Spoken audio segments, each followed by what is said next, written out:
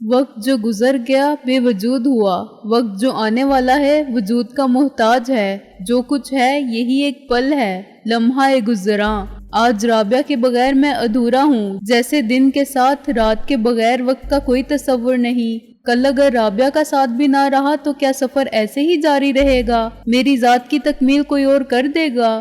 نہیں، میں نے گھبرا کے سوچا، رابعہ کہاں جا سکتی ہے؟ اس کے بغیر میں کہاں رہ سکتا ہوں؟ اس نے اپنا سب کچھ دے دیا ہے اور مجھ سے سب کچھ لے لیا ہے، اور پھر زندگی کو اس سانچے میں ڈھال دیا ہے جو اس کے لیے اور میرے لیے ایک ہی ہے۔ فوزیہ ایک خواب تھی، رابعہ وہ حقیقت ہے جس سے مفر نہیں۔ میں نے کلائی کی گھڑی میں وقت دیکھا اور سوچا کہ اگر میں اسی وقت روانہ ہو جاؤں تو رات کو کسی وقت پنڈی پہنچ سکتا ہوں۔ یہاں تو میں نے بلا وجہ وقت ضائع کیا، مجھے عدالت سے اجازت ملتے ہی روانہ ہو جانا چاہیے تھا۔ یہ رات بھی کسی دوست کے گھر میں یا ہوٹل میں گزارنے سے کیا حاصل؟ فوزیہ کی شادی میں شرکت نہ کرنے کا ایک جذباتی عذر بھی تھا اور ایک قانونی عذر بھی، لیکن محسن کی ماں کی زندگی کے آخری لمحات میں سب کے ساتھ مجھے بھی موجود ہونا چاہیے۔ بے شک محسن کو مجھ سے کوئی شکایت نہ ہوگی، مگر خدا نہ خواستہ میں نے اجازت ہونے کے باوجود مسز شیروانی کی آخری رسوم میں شرکت نہ کی تو یہ بہت معیوب بات ہوگی۔ آدھی رات کے بعد اسلام آباد پہنچنے میں میرے لیے بھی پریشانی تھی اور میزبانوں کے لیے بھی۔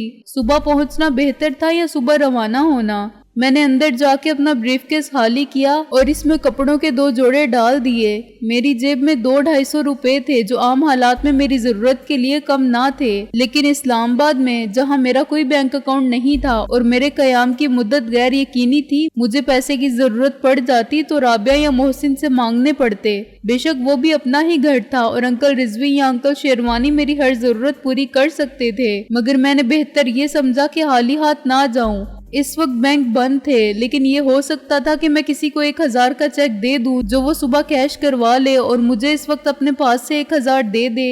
شاید شیخ اس کا انتظام کر دے۔ اس کے سوا لاہور میں اپنا کوئی جاننے والا تھا تو استاد ٹیڈی، مگر اس کا سراغ لگانا آسان کام نہ تھا۔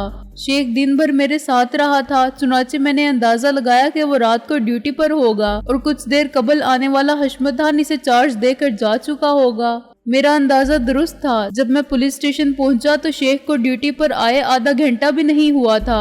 یہ کوئی پرابلم نہیں، اس نے مجھ سے چیک لے کر کہا۔ جیب میں تو تھوڑی سی رقم ہے، مگر میں گھر سے منگوا لیتا ہوں۔ اس نے اپنے گھر فون کیا۔ Nazo be be? کچھ دیر بعد وہ بولا، ہاں ہم تو بالکل خیریت سے ہیں، لیکن تمہارے یہ گرو مہاراج مکرم سکندر اعظم بلیک بیلٹ مصیبت زدہ بیٹھے ہیں۔ ان کی حالت قابل رحم ہے، بڑی دکھ بھری کہانی ہے ان کی۔ مختصراً یہ کہ 1000 کا چیک لیے پھر رہے ہیں اور نقد مانگتے ہیں۔ دیکھو بی بی، ہم پولیس والے کسی پر اعتبار نہیں کرتے، یہ چیک ضرور بوگس ہوگا، تمہاری مرضی، تم کر لو بات۔ اس نے ریسیور مجھے تھما دیا۔ یہ کیا مصیبت ہے یار؟ میں نے بادل نہ خواستہ ریسیور پکڑا۔ حوالات کی طرف سے کسی کا نعرہ سنائی دیا، حق اللہ!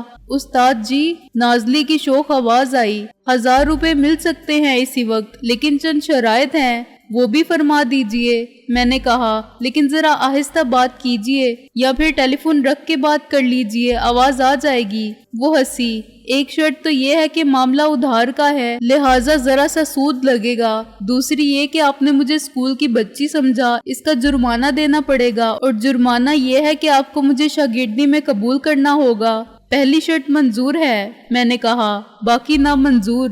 ویسے تو سود بھی حرام ہے، لیکن گناہ تمہارے سر۔ چلیے سود اور جرمانہ ایک کر لیتے ہیں۔ وہ بولی، آپ آئیے اور چشم ماروشن دل ماشاد۔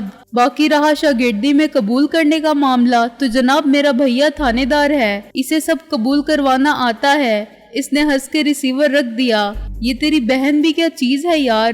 میں نے کان میں ہاتھ گھما کے کہا۔ کان کہاں گئی میرے؟ ذرا مجھے اسکوٹر کی چابی دینا۔ کیوں؟ شیخ نے مسکرا کے چابی میری طرف کھسکا دی۔ کر دیا ہوگا کوئی جرمانہ تم پر بھی؟ بس ایسے ہی مجھ سے بھی جرمانے وصول کرتی رہتی ہے اور رقم اینٹتی رہتی ہے۔ اس کے پاس ہمیشہ نقد موجود رہتی ہے، ادھار دیتی ہے تو اس کی شرح سود فی گھنٹہ ہے 10% گھنٹے تک۔ ایک بار رات کو 100 روپے لے لیے، صبح 200 دینے پڑے۔ مجھے حکم ہے کہ آ کے لے جائیے۔ میں نے کہا، میں آتا ہوں۔ جانا تو ویسے بھی پڑتا تمہیں۔ شیخ نے کہا، گھر پر کوئی نوکر تو ہے نہیں اور یہاں سے میرا جانا مشکل تھا۔ نازلی کو دیکھ کر میں دنگ رہ گیا۔ آج ہی دن میں اسے دیکھ کر میں نے یہ سمجھا تھا کہ وہ اسکول کی بچی ہے تو کوئی غلطی نہیں کی تھی۔ وہ اپنی عمر سے بہت کم اور صورت سے بہت زیادہ معصوم لگتی تھی، لیکن اس وقت وہ بالکل بدلی ہوئی تھی۔ اس نے بڑے اہتمام سے ساڑی باندھی تھی جس کی کوئی وجہ میری سمجھ میں نہ آ سکی۔ بال شانوں پر پریشان تھے اور اس نے ہلکا سا میک اپ بھی کیا تھا۔ تم جا رہی ہو کہیں؟ میں نے اس کے حیا آلودہ رخساروں پر شبنمی مسکراہٹ کا اجالا دیکھ کر کہا۔ میں؟ جی نہیں، میرا مطلب ہے جی ہاں۔ اس نے کچھ سوچ کے اپنے جواب کو بدل دیا۔ یہ لیجئے۔ اس نے بند مٹھی میرے سامنے کھول دی۔ گلابی ہاتھ پر 100 کے 10 نوٹوں کا رول سا بنا ہوا تھا اور اس کے ہاتھ کی نمی سے بھیگا بھیگا لگتا تھا۔ میں نے نوٹ جیب میں رکھے اور چیک آگے بڑھا دیا۔ یہ کیا ہے؟ اس نے چیک کو غور سے پڑھا اور پھر اطمینان سے اس کے 2 ٹکڑے کر دیے۔ یہ کیا حرکت ہے؟ میں نے کہا۔ نہ جانے کیوں مجھے ایک عجیب سی بے قلی محسوس ہونے لگی تھی۔ کچھ نہیں، ہمیں اعتبار ہے آپ پر، واپس آ کے لوٹا دیجئے گا۔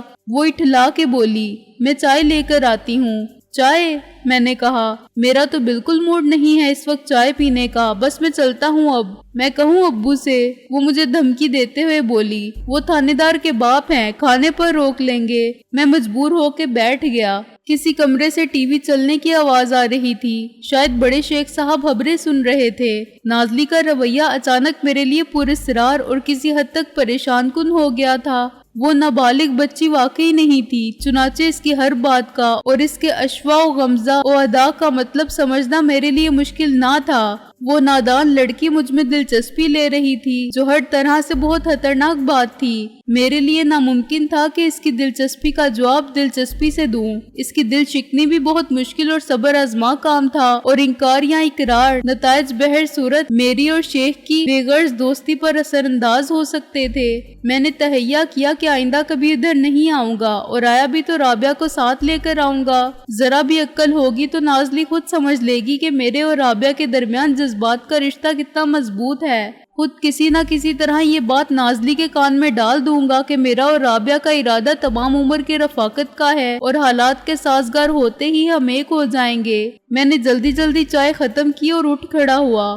آپ تو ایسے بھاگ رہے ہیں، نازلی نے اپنا کپ رکھ کے کہا، جیسے گاڑی نکلی جا رہی ہو۔ بجائے ارشاد، گاڑی واقعی نکل جائے گی۔ میں نے گھڑی دیکھ کر کہا، مجھے اسی وقت پنڈی جانا ہے۔ سکندر جی، اس وقت کوئی ٹرین پنڈی نہیں جاتی۔ اس نے گھڑی دیکھ کے اعلان کیا۔ اب آپ پہلے مجھے راستے میں میری ایک سہیلی کے گھر ڈراپ کریں گے؟ پلیز ایک ذرا آپ کو زحمت ہوگی۔ لا حول ولا قوت۔ اگر میں نہیں آتا تو تم کیسے جاتی؟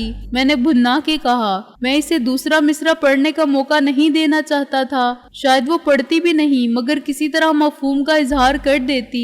میں نے خود کو احمق اور ناسمجھ ظاہر کرنا بہتر جانا جو اشارہ پا کے بھی بات نہ سمجھے۔ پھر میں ٹیکسی پر چلی جاتی۔ اب پیسے کیوں نہ بچاؤں؟ وہ بولی۔ اور آپ کیوں اکڑ رہے ہیں جناب؟ میرے بھیا کا اسکوٹر ہے، تھوڑی سی ڈرائیونگ ہی کرنا پڑے گی نا، ہم اس کا معاوضہ ادا کر دیں گے۔ وہ کھلکھلا کے ہنس پڑی اور میرے لیے انکار کی گنجائش نہ رہی۔ مجھے یقین تھا کہ اس نے یہ تمام تیاری میرے استقبال کے لیے کی تھی، مگر میرے پوچھنے پر فوراً ایک جواز تلاش کر لیا اور میرے ساتھ جانے کا ایک بہانہ بھی۔ وہ کسی بھی سہیلی کے گھر کوئی پروگرام بنائے بغیر صرف ملاقات کے لیے جا سکتی تھی۔ اگرچہ میں اسکوٹر چلاتے وقت بہت محتاط تھا اور سڑک بھی ہموار تھی، پھر بھی میں سخت مشکل میں تھا۔ بالآخر اس نے کوٹھی کے گیٹ پر مجھ سے رکنے کو کہا۔ اب آپ مانگیں گے اجرت؟ جی نہیں، میں نے جل کر کہا، صرف اجازت مانگوں گا، یہ نہ ہو واپس لے جانے کی بیگار میں پکڑا جاؤں۔ میں نے اس کے اترتے ہی اسکوٹر سٹارٹ کرتے ہوئے کہا۔ وہ ہنسی اور ہاتھ لہرا کے اندر غائب ہو گئی۔ میں نے اطمینان کا گہرا سانس لیا کہ خیریت رہی اور کوئی ناخوشگوار صورتحال پیدا ہونے کی نوبت نہیں آئی، نہ میرے لیے اور نہ نازلی کے لیے۔ 20 منٹ بعد میں نے اسکوٹر کو پھر تھانے میں روکا تو رات کے 9:30 بجنے والے تھے۔ تھانے میں ایک وکیل نہ بیٹھا ہوتا تو شاید شیخ مجھ سے پوچھتا کہ اتنی دیر کیوں لگی، مگر وہ دونوں بحث میں مصروف تھے۔ میں نے خاموشی سے چابی شیخ کی طرف کھسکائی اور ایک کرسی پر بیٹھ گیا۔ نہ جانے کیوں وکیل نے مجھے بڑے غور سے دیکھا۔ میں نے کہا، نہ وکیل صاحب کے ملزم خیریت سے ہے؟ شیخ نے چابی جیب میں ڈال کے کہا۔ ملزم؟ پھر وہی ملزم؟ وکیل نے کہا۔ میں یہی تو پوچھنا چاہتا ہوں کہ اس پر الزام کیا ہے؟ حقیقت تو یہ ہے وکیل صاحب کہ وہ ایک بہت پرانے مقدمہ قتل کے سلسلے میں مطلوب تھا۔ شیخ نے کہا۔ کیا اس کا نام FIR میں ہے؟ وکیل نے اس کی بات کاٹ دی۔ نہیں، مگر اس کو مشتبہ افراد میں سر فہرست سمجھا جا سکتا ہے، شیخ نے کہا۔ اب یہ نہ پوچھیے گا کہ کیوں، یہ شبے کی بات ہے اور ہم تفتیش کے نتائج سے مطمئن ہیں۔ کسی کو قبل از وقت کچھ بتانے سے نقصان ہو سکتا ہے۔ آپ پریشان نہ ہوں، وہ بے قصور ہوگا تو اسے چھوڑ دیا جائے گا۔ کب اور کس حالت میں؟ وکیل نے تلخ لہجے میں کہا۔ ساری رات اس پر تشدد کر کے جب وہ اٹھ کر کھڑا نہیں ہو سکے گا اور مرنے کے قریب ہو جائے گا تو تم اسے سڑک پر ڈال دو گے۔ تم کسی ثبوت کے بغیر مجھ پر ایک سنگین الزام عائد کر رہے ہو، شیخ نے چی بجی ہو کے کہا۔ تو کر دو مجھے بھی بند، تم بادشاہ ہو تھانے دار صاحب، وکیل نے تڑک کے کہا۔ میری زندگی اسی پیشے میں گزری ہے، مجھے مت بتاؤ کہ تم لوگ کیا کرتے ہو اور کیا نہیں۔ میں نے زندگی میں کوئی غیر قانونی کام نہیں کیا وکیل صاحب، مجھے ابھی تک کوئی تھانے دار ایسا نہیں ملا جو یہ دعویٰ نہ کرتا ہو، وکیل نے نفرت اور حقارت سے کہا۔ جو ثابت نہ کرتا ہو کہ وہ صرف اپنی تنخواہ میں گزارا کرتا ہے اور رشوت لیتے ہیں تو دوسرے، وہ خود تو فرشتہ ہے۔ میں تم پر کچھ ثابت نہیں کرنا چاہتا، شیخ نے برہمی سے کہا۔ نہ میرا کوئی دعویٰ ہے۔ دعویٰ تم کس منہ سے کرو گے؟ وکیل نے میز پر مکہ مارا۔ کسی قانونی احتیاط کے بغیر تم ایک شریف آدمی کے گھر میں گھس گئے، دن دہاڑے اسے گھر کے اندر سے اٹھا لائے، اس کے گھر کا سامان توڑ پھوڑ دیا۔ کیا ہے تمہارے نزدیک قانونی تحفظ کا مطلب؟ تمہارے سورماؤں نے ایک عورت کو مارا، بچوں کو نہیں بخشا۔ کون الو کا پٹھا کہتا ہے یہ؟ شیخ نے چیخ کر زیادہ زور سے میز پر مکہ مارا۔ نام بتاؤ مجھے اس کا۔ تم مجھ سے اس کا نام پوچھتے ہو؟ وکیل نے متاثر ہوئے بغیر کہا۔ گالی تم نے اپنے آپ کو دی ہے تھانے دار۔ میں نے یہ سب کچھ کیا تھا۔ شیخ اٹھ کھڑا ہوا۔ اور کس نے کیا تھا؟ کیسے گرفتار کیا تھا تم نے اسے؟ کیسے پکڑا تھا؟ وکیل نے اس کی آنکھوں میں آنکھیں ڈال کے کہا۔ ایک منٹ، میں نے مداخلت کو ناگزیر سمجھتے ہوئے کہا۔ میرا خیال ہے کوئی غلط فہمی۔ شٹ اپ، غلط فہمی کے معنی معلوم ہے تمہیں؟ وکیل چراغ پا ہو کے بولا۔ کون ہو تم؟ مخبر؟ پولیس کے چمچے؟ پلک جھپکتے ہی صورتحال بدل گئی۔ شیخ اپنی برہمی کے بیچ میں حائل ہو گیا۔ اس نے فوراً اندازہ کر لیا تھا کہ رشوت انگیزی کی فضا کس حد تک خطرناک ہو گئی ہے، اور اس میں کوئی شک نہیں کہ شیخ نہ روکتا تو میں اس تذلیل کے بعد وکیل کو گردن سمیت تھانے سے باہر پھینک دیتا اور اس کی ہڈی پسلی ایک کر دیتا۔ وکیل صاحب، یہ میرے دوست ہیں، انگلینڈ سے انجینئرنگ کی اعلیٰ تعلیم لے کر لوٹے ہیں اور خود بھی ایک صنعت کار ہیں، شیخ نے تھوڑے سے مبالغے کو ضروری سمجھتے ہوئے کہا۔ ان کا پولیس سے کوئی تعلق نہیں، آپ بھی پڑھے لکھے آدمی ہیں، تھانے میں تماشا مت بنائیے، اطمینان سے بیٹھ کے بات کیجئے۔ یہ بتائیے کہ میرے متعلق جو کچھ آپ نے کہا وہ آپ سے کس نے کہا تھا؟ خود اس شخص کی بیوی نے، اس کے بچوں نے مجھے بتایا ہے، وکیل نے کہا۔ یقین کیجیے یہ سب جھوٹ ہے، شیخ نے کہا۔ میری شفٹ ابھی شروع ہوئی ہے، لیکن اسے آپ نے کل رات گھر سے اٹھایا تھا، اور جن لوگوں نے مجھے دیکھا تھا وہ مجھے پہچان لیں گے، شیخ نے کہا۔ غالباً پہچان لیں گے، انہیں میری تصویر دکھائی گئی ہوگی۔ استعفیٰ تو میں دے چکا ہوں، یہ مجھے معطل یا برخاست کروانے کی کوشش ہے۔ میں یہ سب نہیں جانتا، وکیل نے کہا۔ جھوٹ یا سچ کا فیصلہ عدالت کرے گی۔ اس شخص کے دوستوں نے اور لواحقین نے مجھے وکیل کیا ہے، اور میں ان کے بیانات کی رو سے یہاں پر ہوں۔ میں اس سے ملنا چاہتا ہوں، لیکن وہ شخص کسی سے ملنا نہیں چاہتا، شیخ نے کہا۔ آج دن میں بھی کچھ ملاقاتی آئے تھے اور انہیں بھی لوٹا دیا گیا تھا، وکیل نے کہا۔ لیکن میں ایرا گیرا نہیں، اس کا وکیل ہوں، مجھے وکالت نامے پر اس کے دستخط لینے ہیں، لیکن اس نے آپ سے ملنے سے بھی انکار کر دیا ہے۔ میں نے اسے سمجھایا تھا، شیخ نے کہا۔ تم جھوٹ بولتے ہو، وکیل نے کہا۔ اصل بات یہ ہے کہ وہ جسمانی طور پر اس قابل نہیں کہ تم اسے میرے سامنے لا سکو۔ تمہارے تشدد کے باعث اس کی حالت غیر ہے یا وہ مر چکا ہے۔ یہ اقدام ہم نے اس کی حفاظت کے پیش نظر بھی کیا تھا کہ کسی کو اس سے ملنے نہ دیں، شیخ نے کہا۔ لیکن اب تمہیں جھوٹا ثابت کرنے کے لیے مجھے اس کو زبردستی بلوانا پڑے گا۔ اس نے میز پر رکھی ہوئی گھنٹی پر ہاتھ مارا۔ ایک سنتری نے کمرے میں آ کے سلوٹ جھاڑا اور اٹینشن ہو کر کھڑا ہو گیا۔ دیکھو، ایک حوالاتی ہے آخری کمرے میں، ایسا شیخ نے کہا۔ اس کو یہاں بلا لاؤ، کہنا میں بلا رہا ہوں۔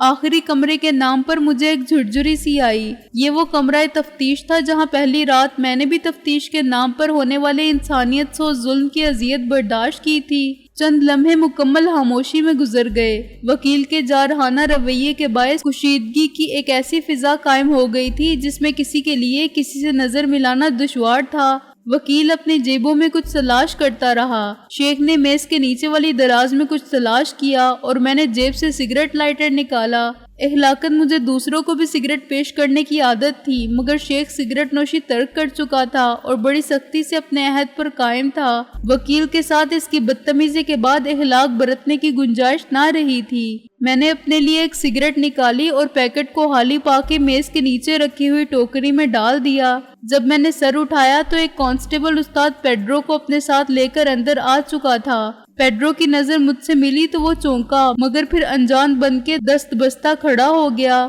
مجھے اس کی مسکین صورت اور اس کے رویے کی انکساری پر حیرت ہوئی۔ وہ بدماش جو استادی کے مرتبے پر فائز ہو جائیں تھانوں میں ایسی سعادت مندی کا مظاہرہ نہیں کرتے، ان کی اکڑ فو میں کمی نہیں آتی، لیکن اس کے انداز و اطوار میں بدماشی کی جھلک تک نہ تھی۔ کسی حوالاتی نے نعرہ لگایا، حق اللہ! بیٹھ جاؤ بھائی، شیخ نے کہا۔ کیا نام ہے تمہارا؟ زرداد جناب، اس نے سوچے بغیر کہا۔ ہمارا قصور تو بتا دے تھانے دار صاحب، کل سے بند کر رکھا ہے ہمیں۔ تم استاد پیڈرو کے نام سے زیادہ مشہور ہو، شیخ نے کہا۔ کرتے کیا ہو؟ ریڑھی لگاتا ہوں ریجنٹ سینما پر جناب۔ سردی میں مونگ پھلی، گرمی میں کلفی۔ استاد پیڈرو تو مجھے کوئی نہیں کہتا۔ میں نے تو آپ سے کہا تھا کہ مجھے کسی اور کے دھوکے میں پکڑ لیا گیا ہے، وہ ہاتھ جوڑ کے بولا اور ہتھکڑی کھنکی۔ میں نے اسے کچھ کہنے کی خواہش پر بڑی مشکل سے قابو پایا۔ کچھ دیر میں اور شیخ اسے گھورتے رہے۔ وہ بری اداکاری نہیں کر رہا تھا۔